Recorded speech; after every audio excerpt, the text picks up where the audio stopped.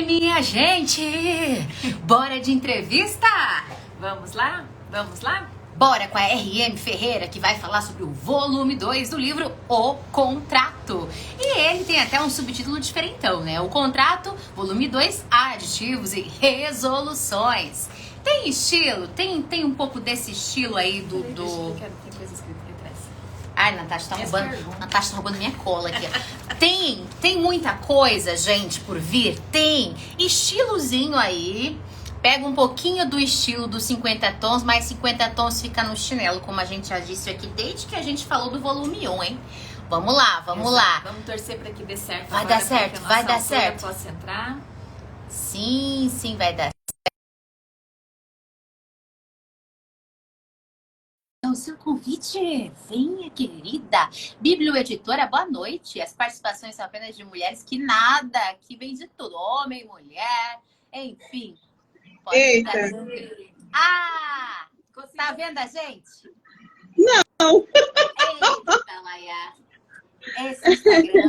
Esse Instagram tá brincando com a nossa cara hoje, o Instagram. Não faz isso com a gente. Pois é. Você consegue outro celular para assistir? Peraí que eu vou tentar ver no computador. Ele vai Eu dar um acho pouquinho que de delay, mas daí você conseguiria... Pelo menos você consegue ver a nossa imagem. Sim. Apesar de que quem está nos vendo... Eles nos veem normalzinho. Perfeitamente. Olha lá, a autora Cacau Maia tá vendo as três. Tá vendo? Agora eu tô vendo de outro canto, mas tá tudo certo. Vambora, né? Porque deixou umas go on.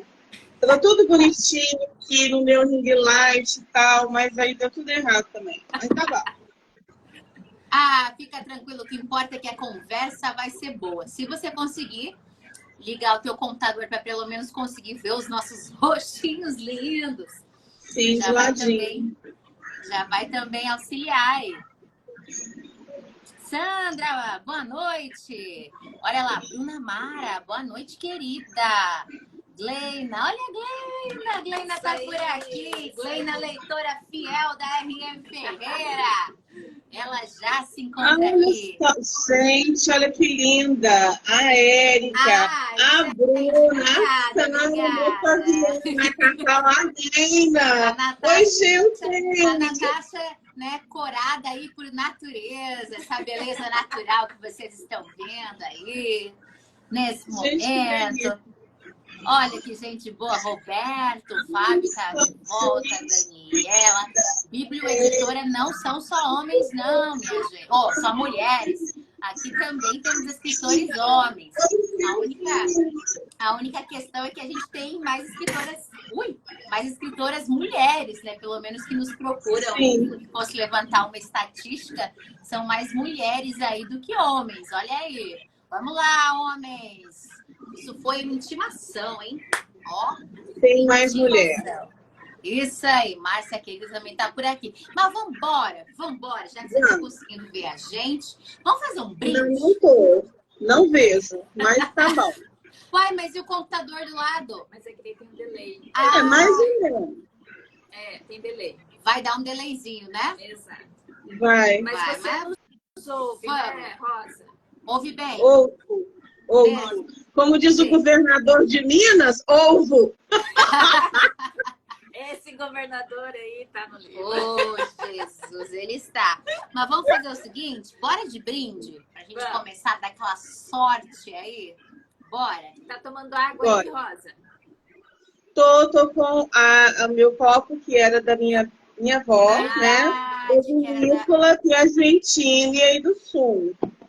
Né? Como eu não bebo álcool, então a gente bebe água, mas no copo de barro de uma vinícola sulista. É muito chique, tá perfeita. Então, ó, pega seu copo, mira pra câmera pra gente brindar. 1, 2, 3 e vai! A gente vai!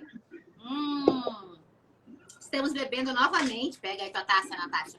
Na taça de peitinho, como já informado na última live da RM Ferreira, que nós apresentamos o livro. Por que taça de peitinho? Porque ela foi moldada no seio de uma mulher, gente. Essa peça aqui é muito antiga e sério, sério mesmo. Foi moldada no seio de uma mulher. A gente tem que trazer porque tem tudo a ver com o livro dela, né? Exato. Então, vamos lá. Vamos lá, Rosa. Vamos querer saber aí de você, nessa continuação, que eu acredito que tenha sido muito divertido para você em diversos momentos, né? Mas vamos lá. Nesse segundo livro, você se aprofundou nas histórias do Tobias e do Juarez, onde a gente pôde conhecer um pouquinho mais sobre eles.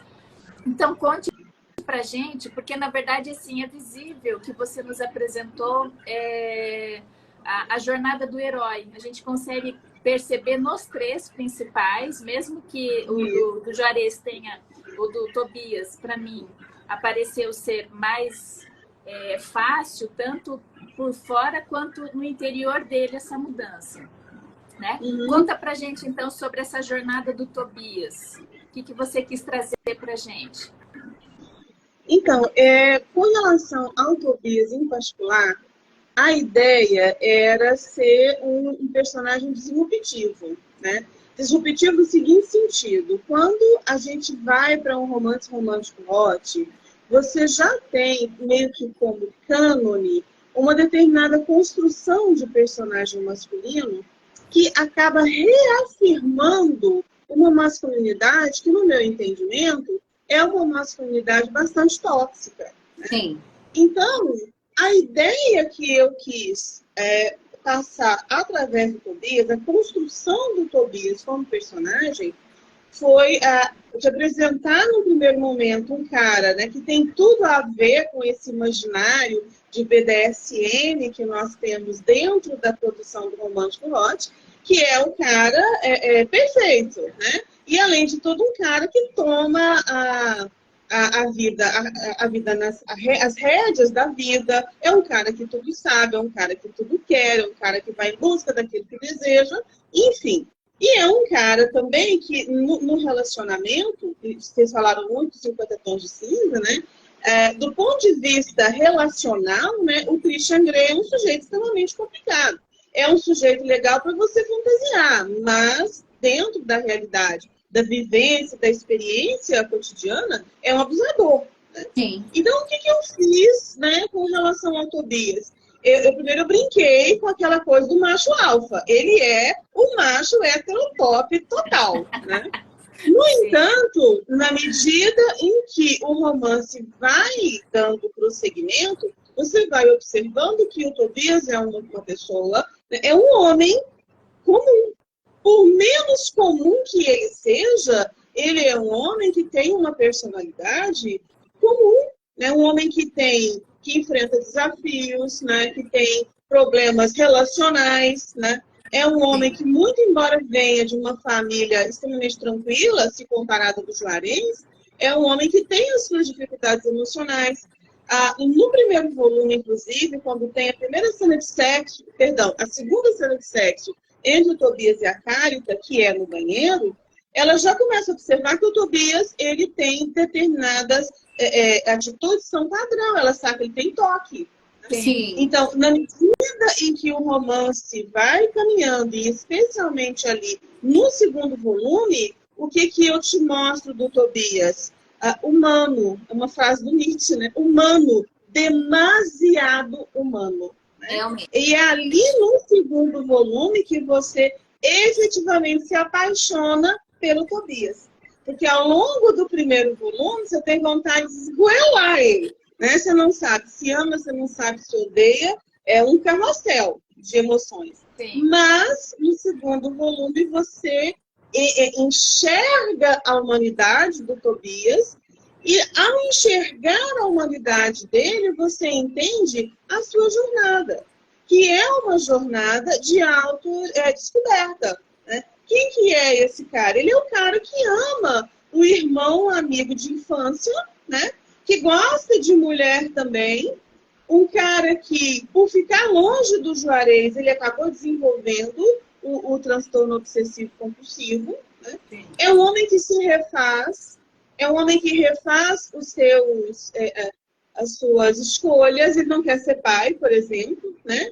E ali naquele relacionamento que ele finalmente tem com o Juarez através da Carita, ele se descobre companheiro, marido e pai. Né? Exato. Então, assim, a jornada do Tobias é nesse sentido, dele assumir publicamente que ele e o Juarez são casados, que eles são um casal, né, há 20 anos, e que a Kali transforma possíveis, né? Você vê que no final, na última cena, que é uma cena bem apoteótica, a última não, né? Quando ele assume, né, que ele e o marido perderam um filho, naquele momento ele se despe. E é quando ele se encontra com ele mesmo, né? Então, acho assim, a jornada do Tobias é a mais visceral de todas. Né? Sim. Deixa eu te perguntar, Rosa. Por mais que tenhamos os 3 personagens, tem algum que se sobressai ou você acredita que conseguiu dar o peso para os 3?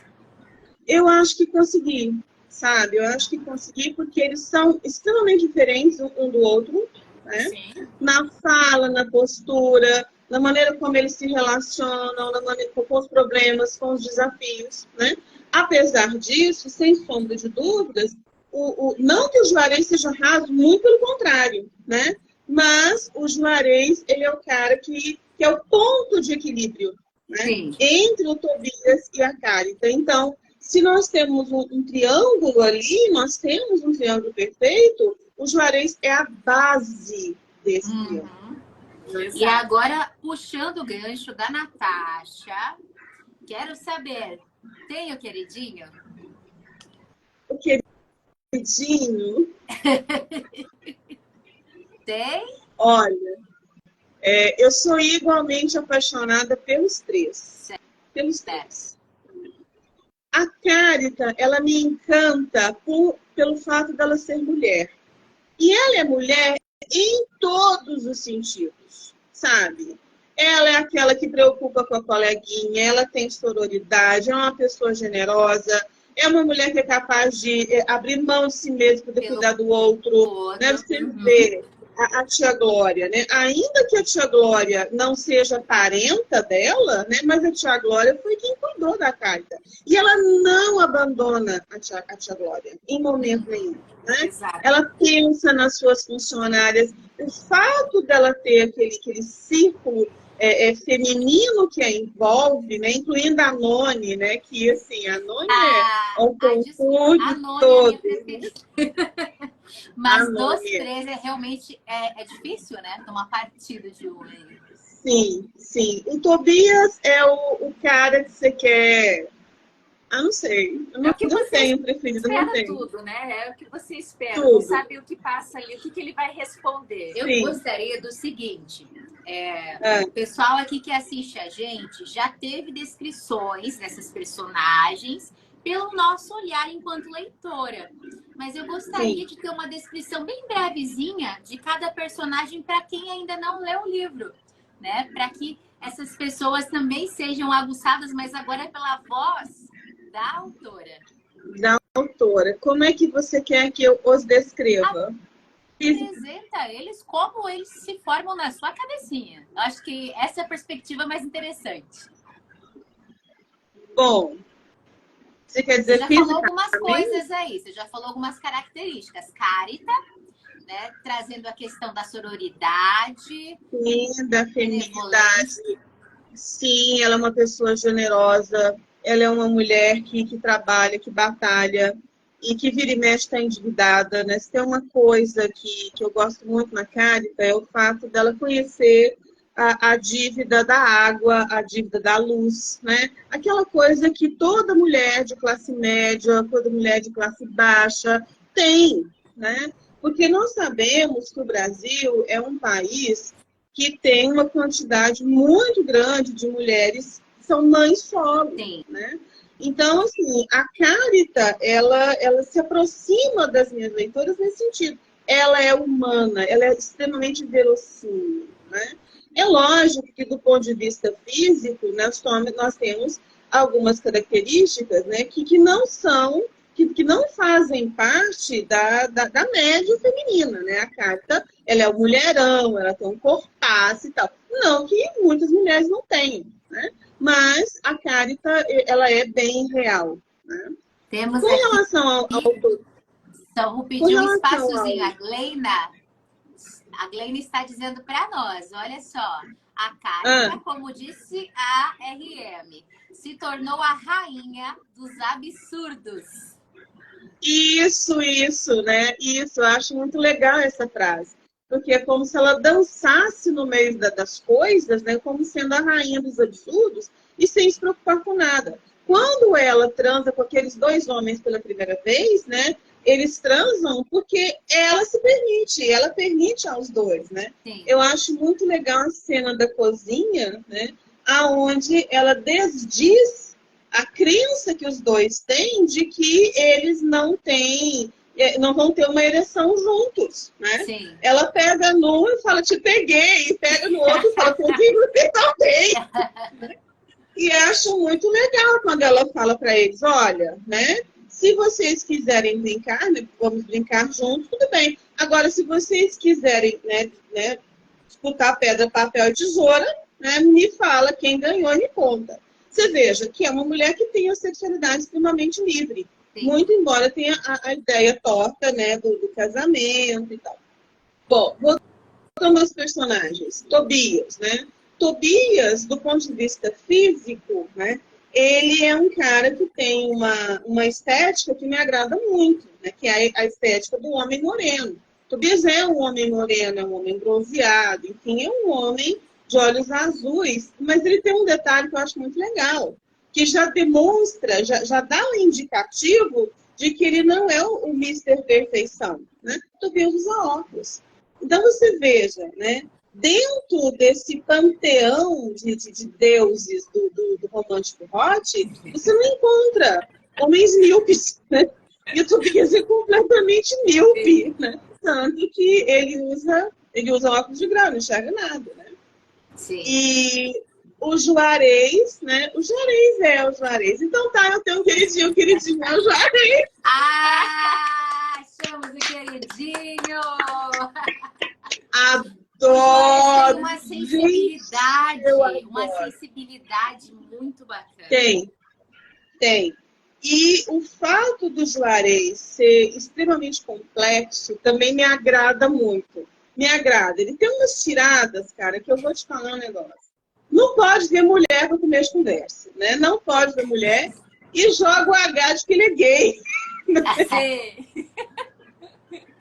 Ele tem uma cena na doceria da Carita, a Liliane, que é a ex, né, do Vinícius, aparece lá. Uhum. Isso, e ela chega para o Juarez, ela está procurando um marido de qualquer maneira, né? Preferência rico, né? E aí ela fala para o Juarez que a fama dele, né, o precede e tal. E ele jura, mano. E já olha ela de cima e embaixo, né? Que é dele, né? Aquela coisa, né? O Tobias até fala uma vez que o Juarez, ele tem as amigas dele do cinema, né? E todas elas saem como um patinho, né? Porque, enfim, né? Ele acaba batendo todas. Então, assim, o Juarez, ele é um cara que tem camadas, né?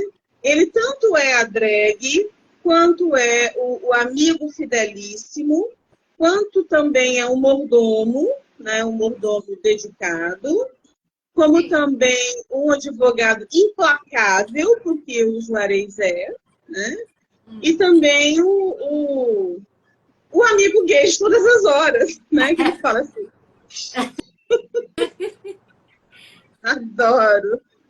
Tem uma passagem quando eles estão lá no Lar de Santa Bárbara, tá? O Juarez e a Carita, e eles estão andando lá no asilo, ele pergunta, ele fala assim, né, que tem velhinhos e velhinhas. Ele fala assim, eles... Ele, nossa, Deus a Deus. Adoro os trejeitos. Adoro os trejeitos. E o Juarez, do ponto de vista dos trejeitos, ele tem um pé na realidade. Eu construí os trejeitos do Juarez inspirada nos trejeitos de um grande amigo, né, chamado Roberto Moreira Vargas, um professor de história de Patos de Minas, um grande amigo, né? Viu, ó, beijo pra você. Então, assim, muito daquelas falas do Juarez, né, do jeito de falar, as expressões e tal, são do Roberto. A gente conversava muito por telefone. Que bacana. Eu queria tanto ver vocês aqui. Oh, mas depois dá de assistir.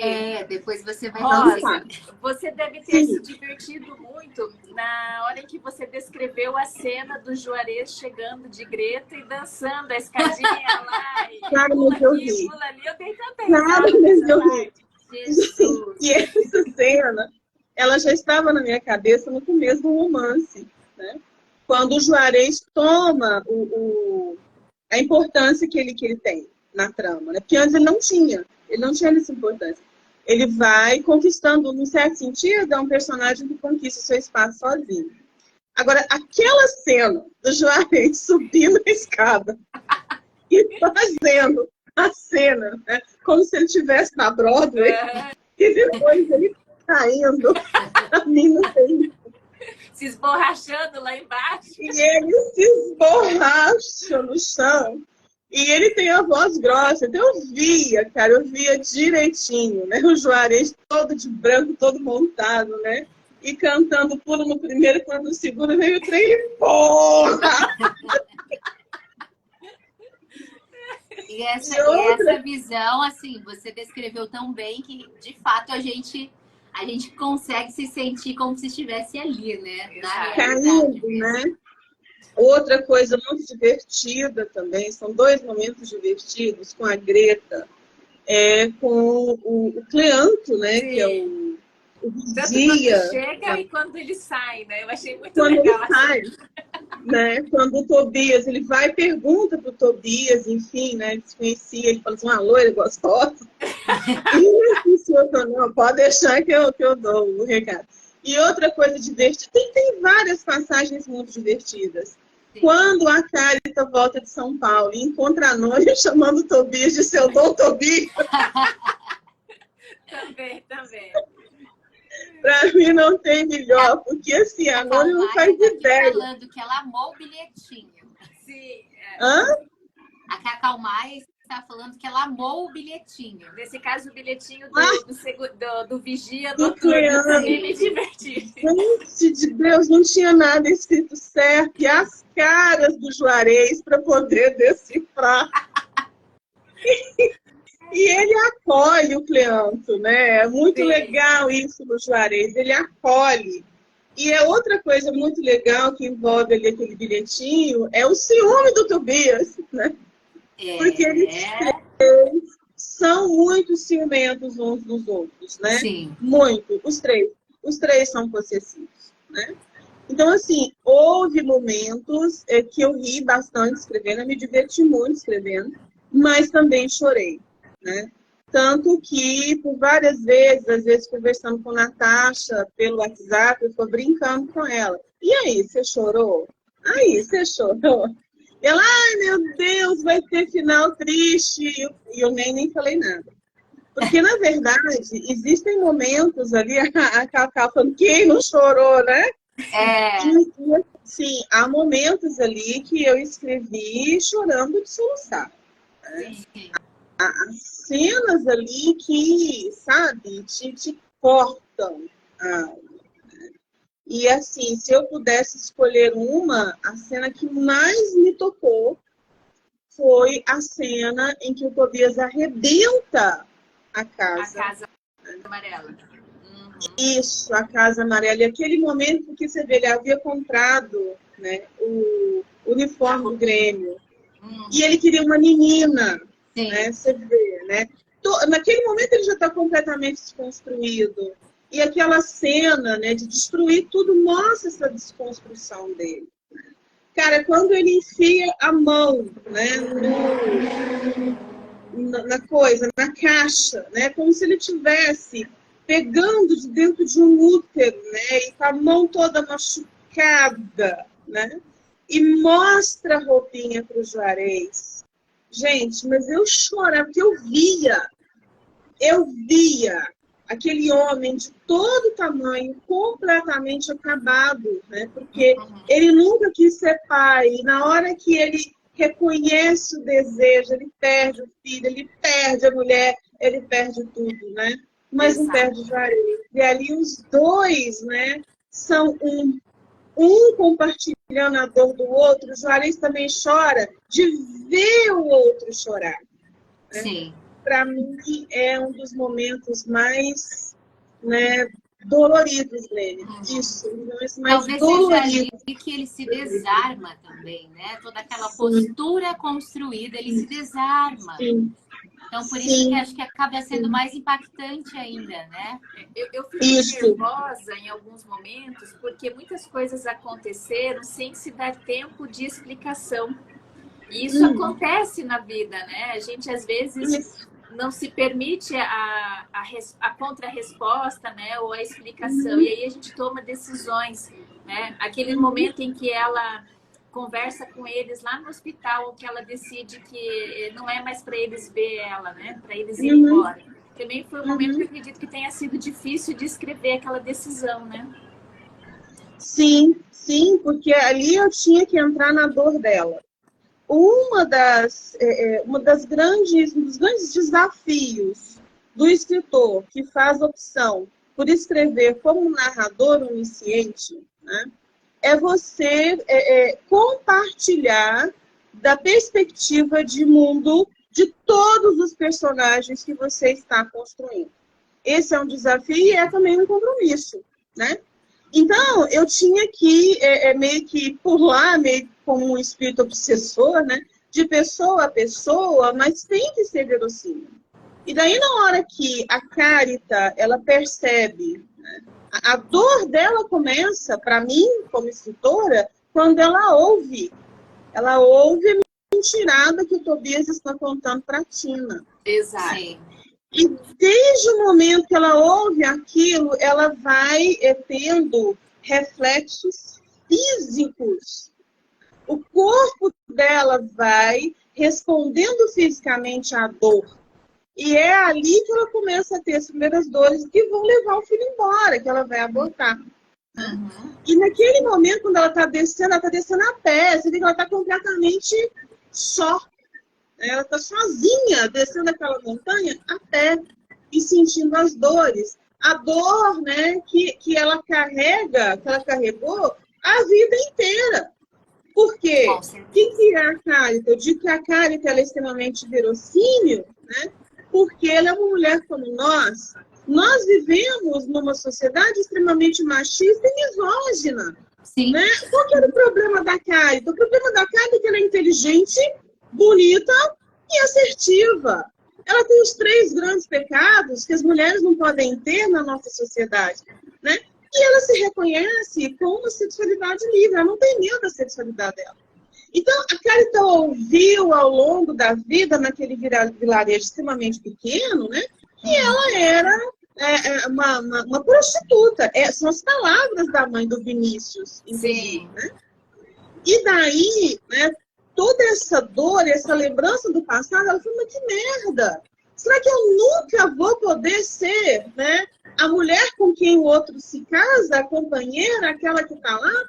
Então, isso vai, sabe, rasgando a Carita até ela chegar na doceria, e é quando ela tem um aborto. Né? Então, você veja, né, quando ela está na cama de hospital, né, e os dois estão lá para ela diz, olha, eu não quero ser o segredo sujo de 2 homens que são o segredo sujo do outro. Sim. E ali ela se escolhe, você entende? E é lindo também. É naquele momento que a Carita faz a jornada dela. Ela deixa de ser, sabe, a pessoa que abre mão de si mesma em prol dos outros. E é um momento também, assim, visceral. Isso é um extremo dor, Bruno. Sim, com certeza. A Bruna Mara está aqui dizendo para nós, achei super coerente a Carita se afastar deles. Era um momento de extrema dor dela, de luto.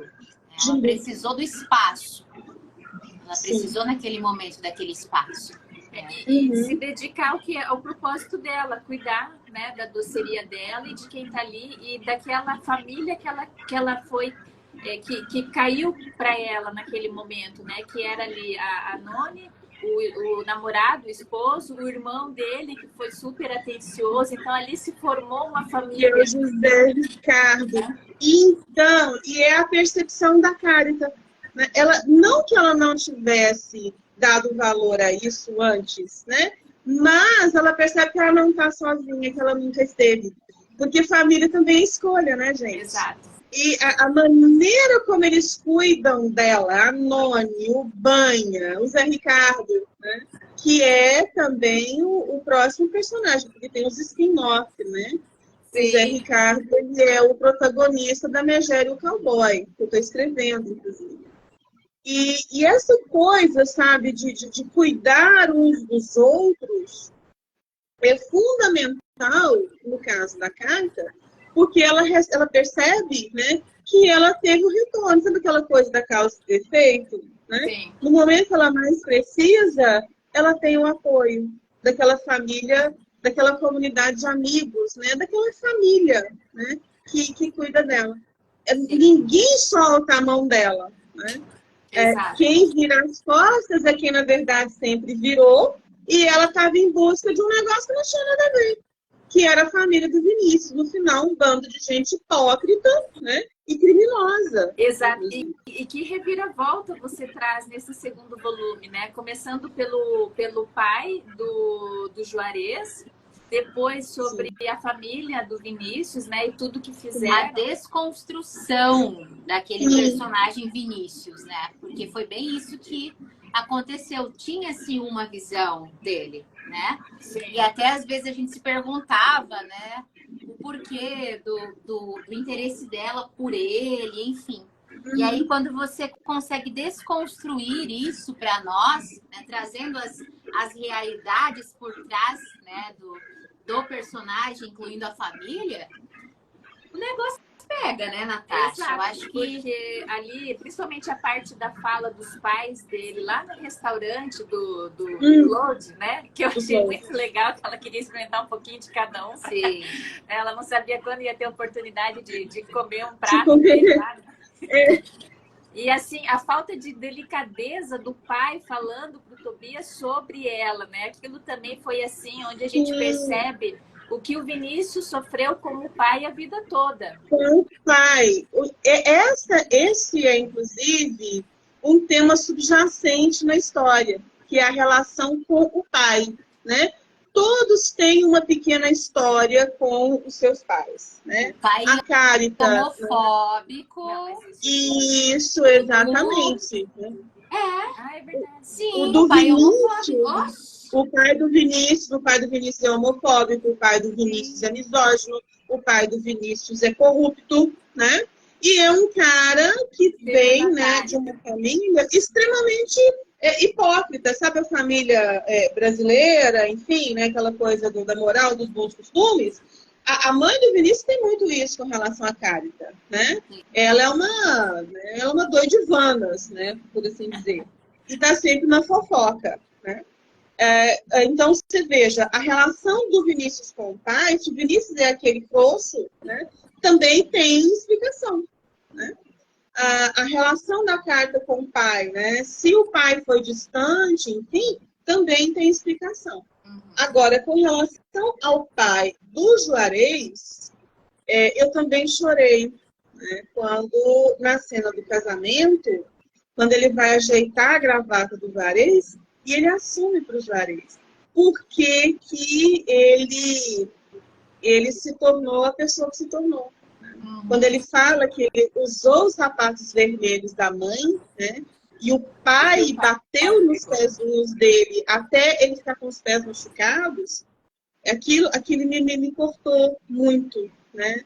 Porque você veja, tolheu a sexualidade dele, e aí naquele momento ele reconhece para o Juarez o quanto tem orgulho, o quanto tem orgulho do Juarez, o quanto admira, né? Porque o Juarez não abriu mão, né? Exato.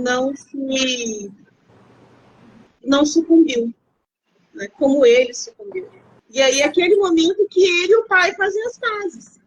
Você vê que ele chega a entender o pai. Tanto que ele fala, olha, toma o seu tempo. Agora, com a mãe, não. Ele não consegue perdoar a mãe. É interessante isso. Exato. Rosa, vamos Sim. mudar um pouco de assunto. Eu vou falar lá do clube.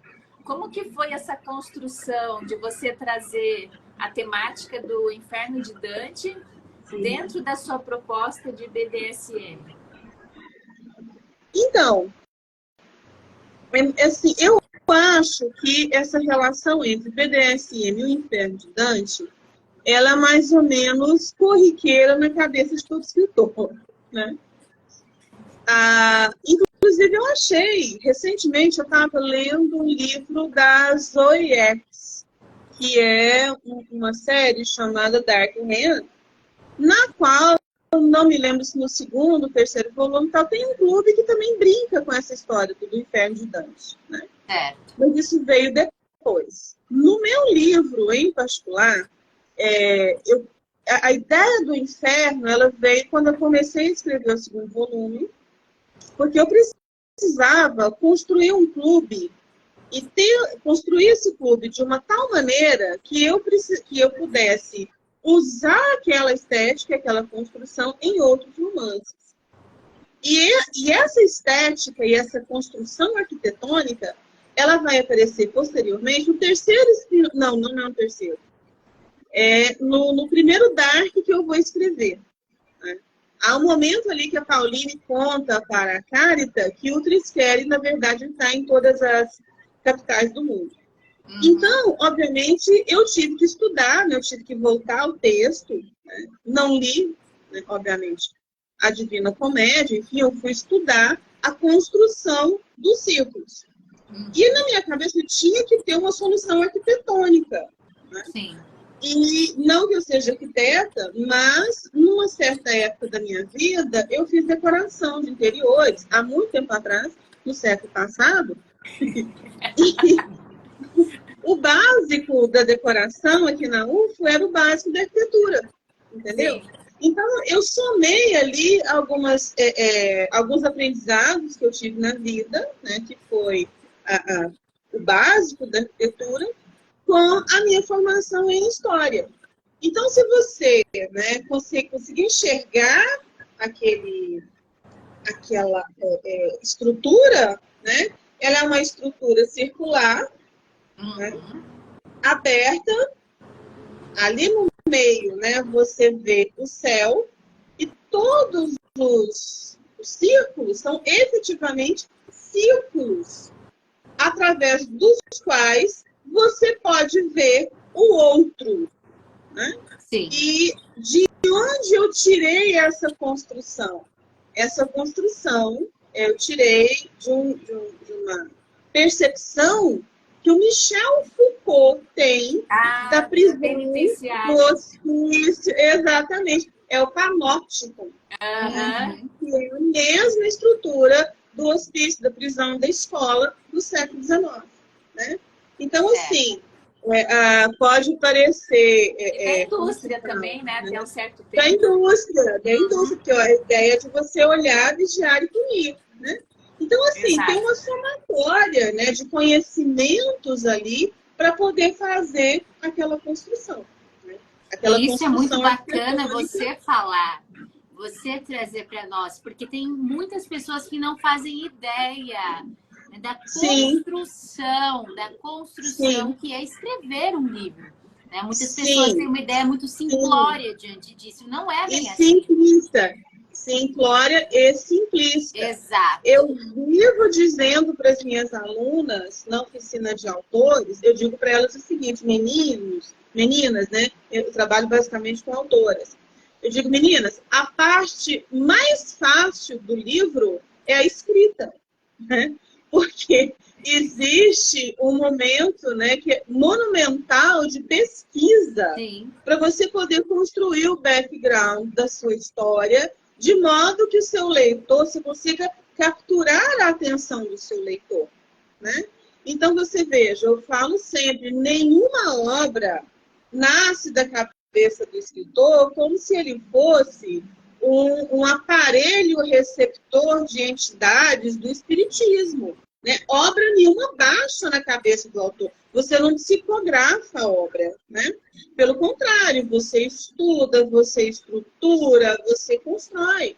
Por isso, quando você fala assim, não, eu vi ali a jornada do herói, viu? Sim, viu?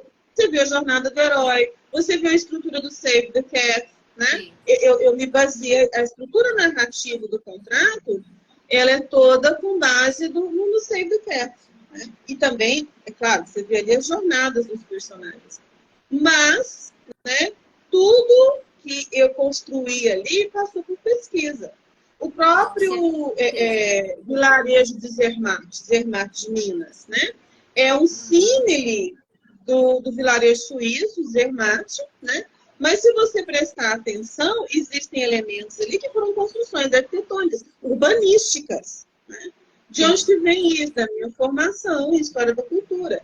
A minha especialidade é memória urbana, eu trabalho com cidades, né? No meu doutorado e no meu mestrado. Então, o que é Zermatt? É um shopping a céu aberto.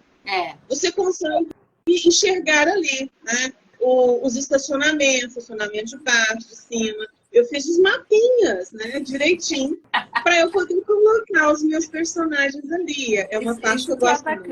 Isso que é bacana, né? A gente entra dentro da história, né? Quando a gente vai criando esses cenários. Deixa eu te perguntar, Rosa, já que nós estamos falando do vilarejo aí, mesmo que ele seja fictício, a Casa Amarela existe? Não.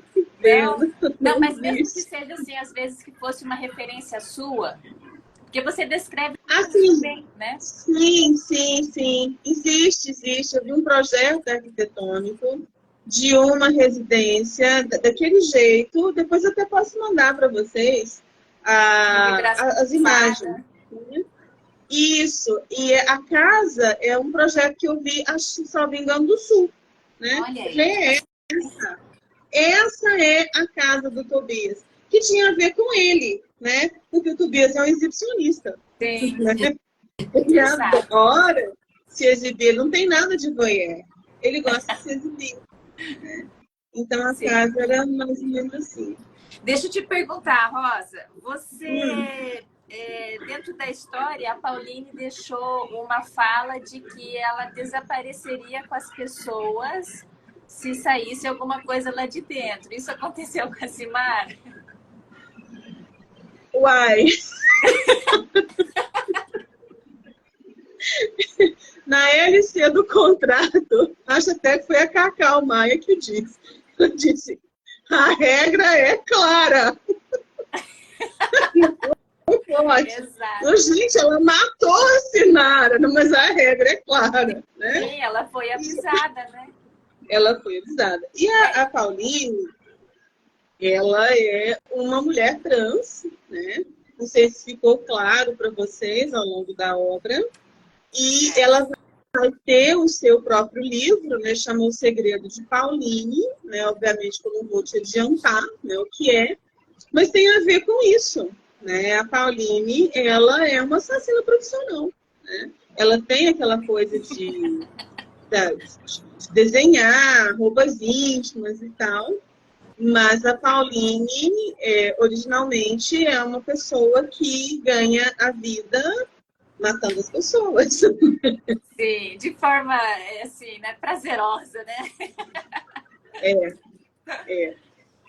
Deixa eu te perguntar aqui, Rosa, você trouxe para nós temática que a gente consegue pescar ela quando a gente lembra do primeiro volume, que é a tia Glória e a conversa que ela tinha com o pai da Cárita, né? Que até então, né, como assim, que até então a gente não se deu conta, só se dá conta quando a Cárita olha, né? E na verdade ela pensa naquele momento, mas eu não falei que eu levei o doce pro meu pai, como é que ela sabe? A bunda do chocolate. Isso.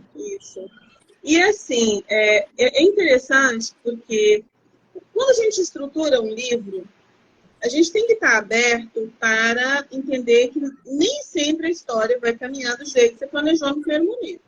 Mas é importante você planejar para que você não perca as rédeas da sua história e saiba se adaptar. Né? Na primeira fervura, a tia Glória era só uma velhinha doida. Né? Uma velhinha doida que se misturava nas histórias, né? Porque ela foi professora, enfim. Então, ela se confundia com os livros de literatura. Com a realidade. Né? Tanto que ela chama o Tobias de Rodrigo Cambará, Capitão Rodrigo, né? E o Juarez de Tisto, né? Que é o menino do Dedo Verde.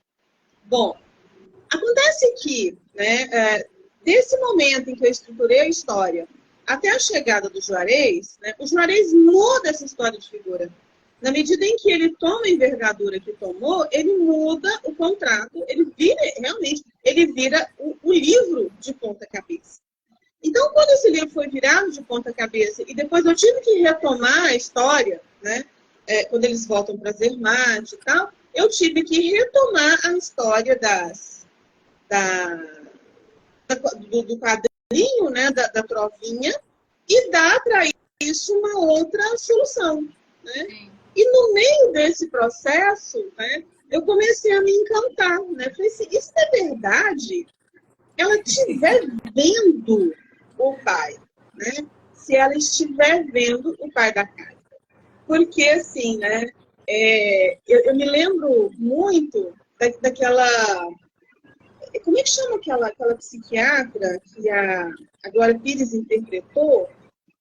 Ai, bom, aquela ideia da loucura que a gente não entende direito. Será que é loucura? Que muitas vezes a sensibilidade da pessoa, né, ela é confundida com loucura, e no século XIX isso aconteceu muito, né? Muitas mulheres foram colocadas no hospício simplesmente porque não admitiam o papel social que lhes era imposto. E daí, no caso da tia Glória, eu achei legal, sabe? Brincar um pouco com isso. Porque muitas vezes assim, é só uma doida, só esquizofrênica e tal. Mas e se? Né? A literatura te permite isso, te permite... Eu acho que é esse o pulo do gato. Esse e se é que faz com que nós, leitores, nos apaixonemos e nos prendamos às obras, né? É justamente esse si. Tanto é que eu descrevo a tia Glória como uma médium, sabe? Sinceramente, eu a descrevo assim, né? E como ela já está velhinha, né? E ela realmente tem aqueles ranços, né? Ela tem problemas psiquiátricos, né? Sempre teve, enfim. Mas também a questão da mediunidade dela, né? Corre ali junto, né? Ao mesmo tempo. Então se confunde um pouco, né? A ciência, a nossa ciência ocidental, cartesiana, ela não admite o metafísico, né? O extrasensorial, o após, né? Aquela coisa da consciência poder existir sem o corpo. E isso é um tema que eu gosto muito. Eu gosto muito de estudar, eu gosto muito de ler. Então, no caso da tia Glória, é muito isso, sabe? E se? Né? Vamos nos despir um pouco dos nossos preconceitos científicos e vamos colocar a possibilidade. E se? Né? Acho que o grande barato é isso. E se? E se ela estivesse mesmo ali conversando com a Anitta Garibaldi? Por que não? Por quê, né? E por que não? O mundo é tão vasto. Rosa, a personagem do Victor, ele nasceu de um jeito e terminou de outro para você? Porque eu gostei muito dele, a participação dele no final. Eu achei que ele foi assim um gentleman, né? Pois é, menina, a mesma coisa. O Victor e o Zé Ricardo, eles nascem em momentos diferentes. E na medida em que eles foram evoluindo na história, para poder apontar para os seus próprios romances, eles tomaram também contornos diferentes. Quando você vê o Victor pela primeira vez, que é aquela conversa que ocorre no Jazz Club do Triskelly, você vê que esse cara é um babaca, né? Porque ele tá, né, fulo da vida, porque o tio dele tá se enrolado com uma mulher lá. E ele, é meu dinheiro.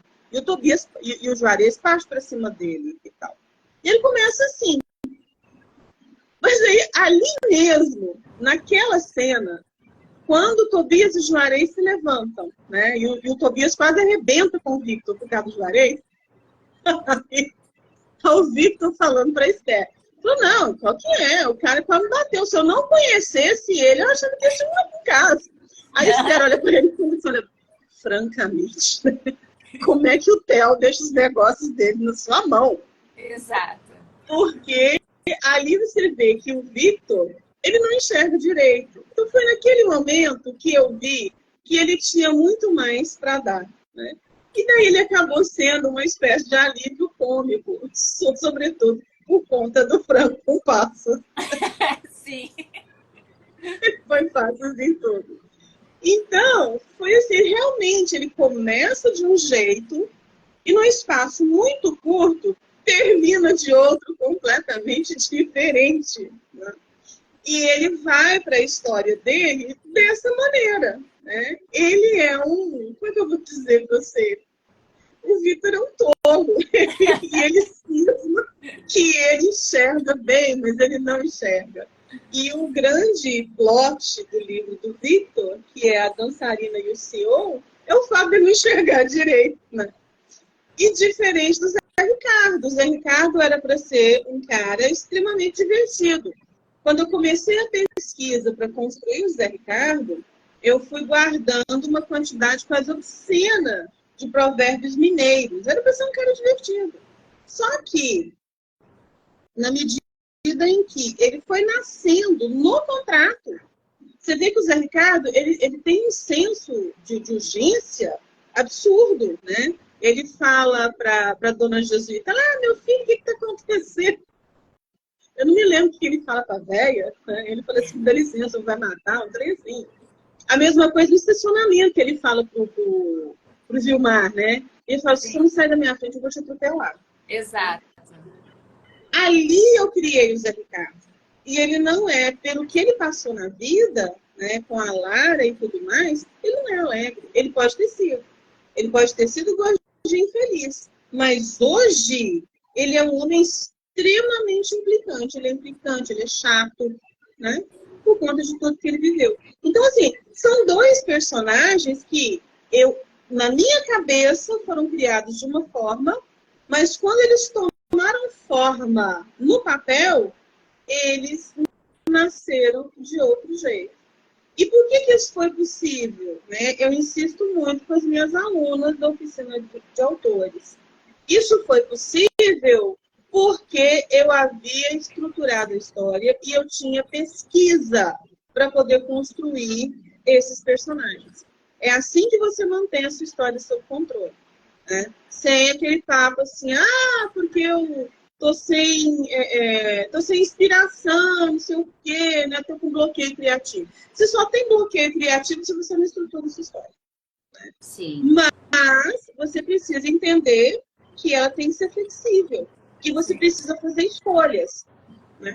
E só para encerrar, como é que você faz escolhas? Você faz escolhas fazendo perguntas para a história que você construiu de background para o seu personagem. Né? Com certeza. É o exemplo do Zé Ricardo. Diante de tudo que esse cara passou, né? Ele vai ser feliz? Ele vai ser cheio de piada? Não, não vai. Exato. Então, basicamente, isso. As suas amoras não param aqui de comemorar. Elas são fofas, elas são lindas, elas são tudo de bom. E vou aproveitar, já vou convidar. Tá rolando a LC de Apenas por Hoje, tá? E depois as meninas do Clube VS Vinho vão ler e a gente vai conversar a respeito dele também. Tá? O link tá na bio da LC, tá? O livro já está na Amazon. E quem quiser participar do grupo da Roda de Zap Zap, de Prosa com a Rosa, também tem o link na minha bio, tá bom? Certo. Muitas coisas legais. Maravilha. Rosa, está sendo, assim, sempre é muito gostoso conversar com você desde a primeira vez, né? Entender, na verdade, esse universo que você criou e a forma carinhosa como você vai descrevendo, né, sobre a sua criação. Isso pra gente que é muito legal. Cada parte do seu processo é muito significativo para nós, né? Depois que passamos Fico pela feliz. obra, que lemos, Fico conhecemos feliz. as personagens. E quando você até vem falando sobre esses personagens secundários que acabaram ganhando uma nova forma, isso também nos enche de entusiasmo, né? De fazer parte mesmo dessa história. Eu fico feliz. É bom demais. Porque assim, tá acabando já? Posso falar? Não, diga. Porque o lance é o seguinte, né? Se você, como autor, consegue trazer o seu leitor para sua história, então você fez um bom trabalho. Então você conseguiu cumprir o seu papel como escritor, né? Que é fazer com que o seu leitor se envolva. Sinal de que a escrita é envolvente, sinal de que seus personagens eles são palatáveis, né? Sinal de que eles são verossímeis. Tem gente que fala para mim, mas você escreve difícil. Tem uma leitora, ela fez uma resenha, eu achei tão bonitinho. Ela diz assim, né? As palavras rebuscadas da Rodman não são palavras rebuscadas, né? Eu insisto que o autor tem um compromisso, que é um compromisso com a língua, né? E é também um compromisso social. Gente, né? Dicionário é um negócio muito legal. Que quando eu era mais nova, lá no século passado, a gente tinha que olhar, né, lá no Aurélio, aquele Aurélio enorme. E hoje, com as possibilidades, né, as incríveis possibilidades que o mundo digital nos permite, você consegue ter acesso ao significado do vocábulo, enfim, ali, né, tocando no Kindle. Então, eu acho importante isso, você se inteirar, né, da história ali no Kindle, você consegue entender, você consegue traduzir, você consegue saber o significado, você consegue aprender, né, um monte de coisas. E a literatura também é isso, ela tem a missão, sabe, de educar. Tem um livro muito legal, acho que é do Bronislau Basco, quando ele fala a literatura como missão. A literatura tem uma missão, que é uma missão formativa. A literatura, ela forma, né, leitores, ela forma cidadãos, ela forma mulheres, ela forma homens, ela forma pessoas, né? Ela forma valores.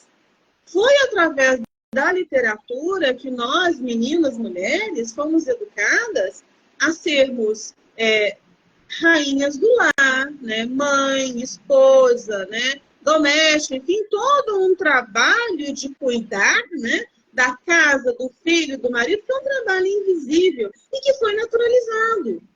E isso foi inculcado na cabeça das mulheres através do quê? De uma série de elementos, né? A escola, mas também a literatura. Sim. Existe toda uma coleção, né, fantástica, chamada A Biblioteca das Moças, que estava em todos os colégios católicos, né, na formação das normalistas, dos cursos de magistério, que formavam professoras, mas, fundamentalmente, formava esposas, rainhas do lar. É dessa literatura que formou, né, uma determinada figura feminina, é dessa literatura que nascem os romances românticos. E esses romances românticos, com a sua pegada hot, né, com romances que trazem para a boca da cena a sexualidade feminina, escritos por mulheres, também são disruptivos. Disruptivos desse modelo feminino, que é um modelo que atende à sociedade patriarcal, à sociedade pequeno-burguesa. Nós não somos assim, meninas, não somos.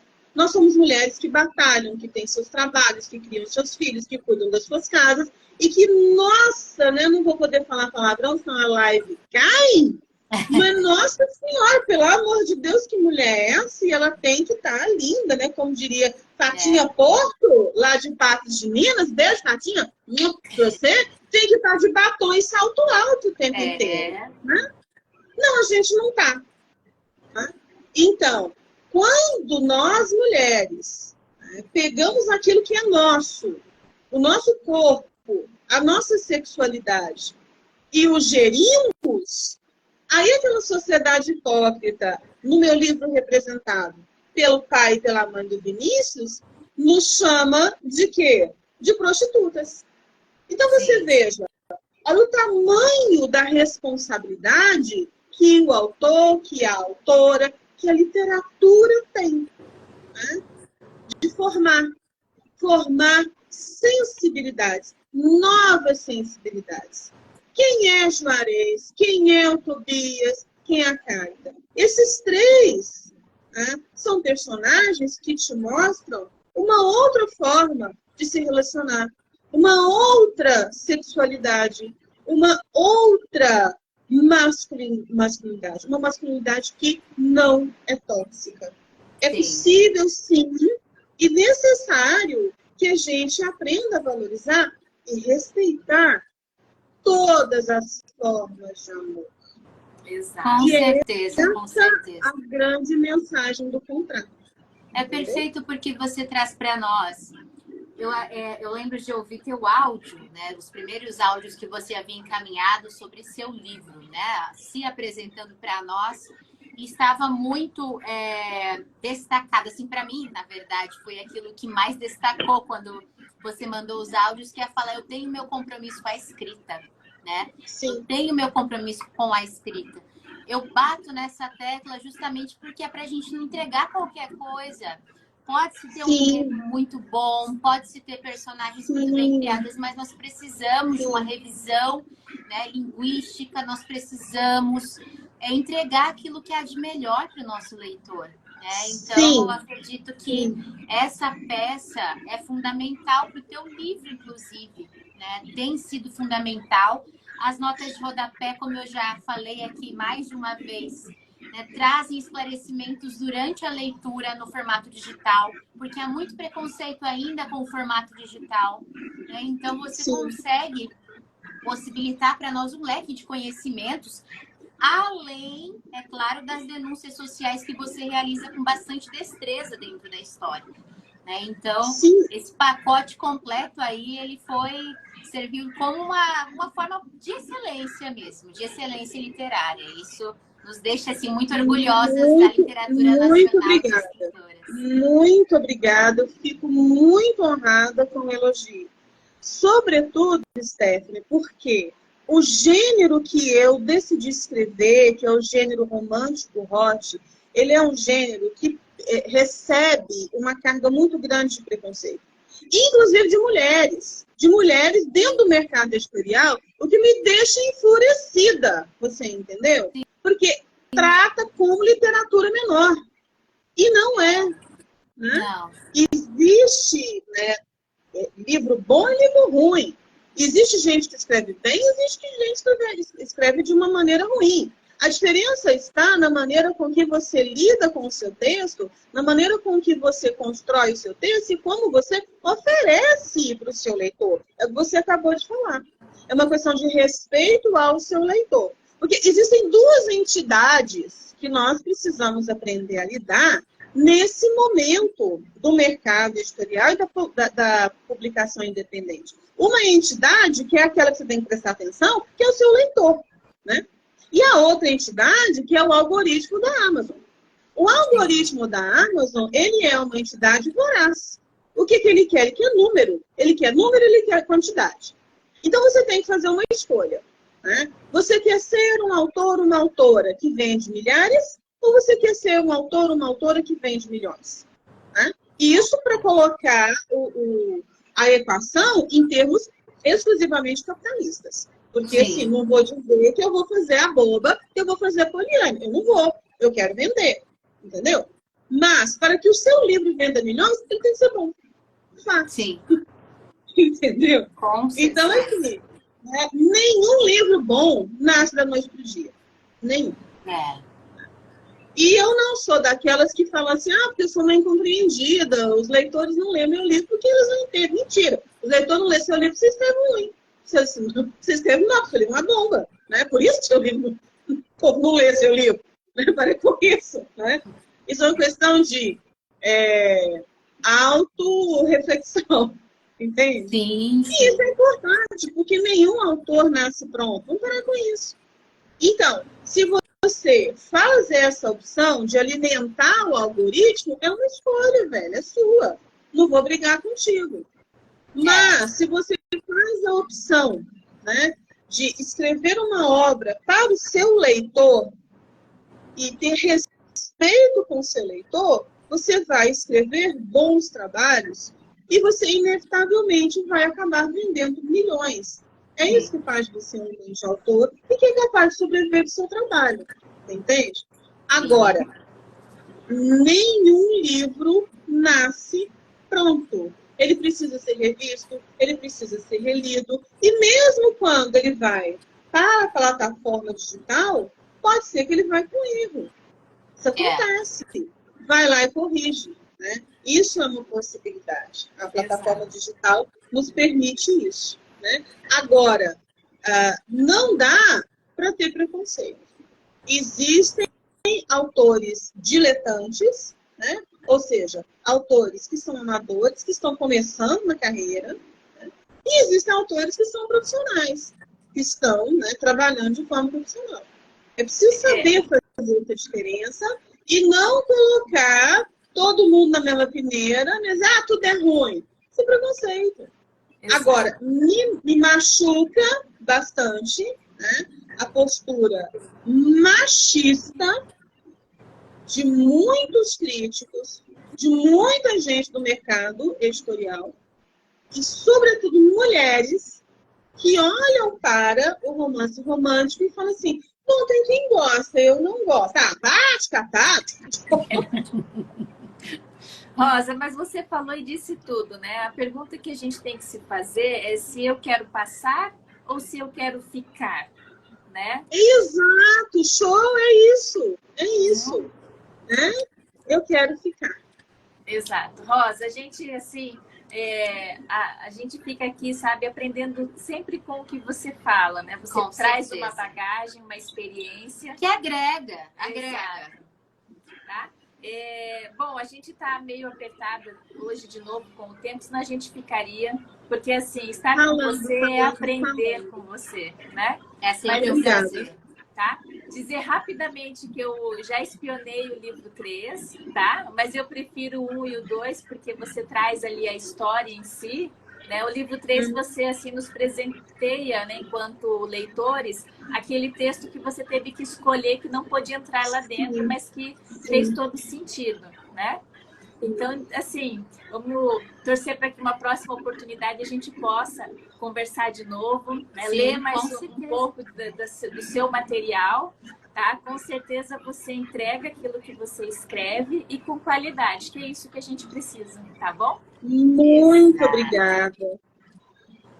E é isso, meninas. Muito obrigada. A prosa de vocês, minha prosa é sempre muito boa. Eu adoro conversar com vocês. Espero que vocês leiam Apenas por Hoje. Que a gente combine de eu voltar aqui de novo para falar sobre Apenas por Hoje e os outros que virão, tá? Apenas por Hoje já está na Amazon. E também uma pesquisa que eu fiz muito grande a respeito da relação do mestiço na Coreia, da relação entre a Coreia e o Japão, né? Tem muita história legal lá sobre o chaebols. É um dorama que se passa em Paraty. O dorama tá em alta. Tá em alta. E o meu personagem principal chama-se, de Apenas por Hoje, é um agente coreano chamado Kim Tan-woo, que tem uma relação de amor com uma escritora brasileira completamente estrambelhada, chamada Maria Laura. Tá? Já está disponível na Amazon. E, assim, muito obrigada por vocês conversarem comigo, por vocês terem lido meu livro. Muito obrigada a todas as minhas amoras que me leem, que gostam, que procuram, porque sem leitor não tem autor. Exato. Então, assim, toda a minha gratidão às minhas leitoras, aos meus leitores. Muito, muito, muito obrigada. E, assim, vão vir outros, vão vir mais. E já tem gente lendo Apenas por Hoje. Estão falando aqui. Olha, a Fabiana tá lendo. Beijo. Prazer imenso. Beijo. A casa é sua, hein? Obrigada, eu volto. Tchau, tchau, querida.